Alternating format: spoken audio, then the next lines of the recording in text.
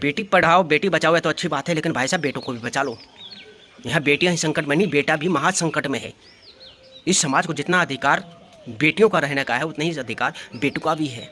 मुस्कान से मोटिवेट होकर ना जाने कितने पत्नियों ने अपने बॉयफ्रेंड के साथ मिलकर अपने पति को ही मरवा डाला। पूरा मर्द समाज डरा हुआ है कि भैया पता नहीं अगला किसका नंबर है, कौन ड्रम में भर दिया जाएगा, कौन सा बिच्छू से कटवा दिया जाएगा। भाई साहब दुनिया बड़ा हसीन है, लेकिन इस दुनिया में रहने वाले हसीनाओं से बचने की आवश्यकता है। जब आप लड़की देखने के लिए जाओ ना तो उसे ये मत पूछा करो बाबू सोना तुम खाते क्या हो, तुम्हें पसंद क्या है। नहीं, क्योंकि समय अब दूसरा बदल गया है।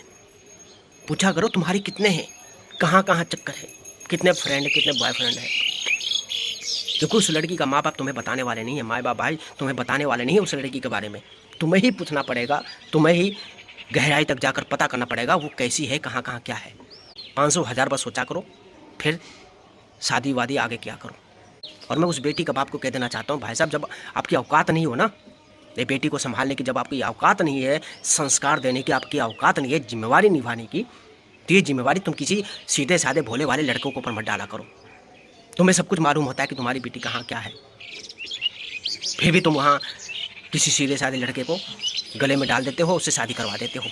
तुम एक तनक से भी नहीं सोचते भैया उस शादी करवाने के बाद उस लड़के के साथ क्या होगा। तुम तो सोचते हो तुम्हारी लड़की तो निकल जाएगी, सुधर जाएगी। नहीं, जिस लड़की को उसके माँ बाप नहीं सुधार पाए वो लड़का क्या सुधार देगा। तुम्हारे कुकर्मों की वजह से, तुम्हारे गलत निर्णय की वजह से हमारे समाज का सीधा साधा लड़का मारा जाता है। कौन है इसका जिम्मेवार।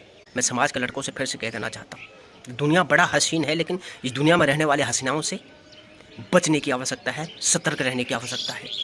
तो इसलिए सतर्क रहें, सावधान रहें, अपना और अपने घर परिवार का ख्याल रखें।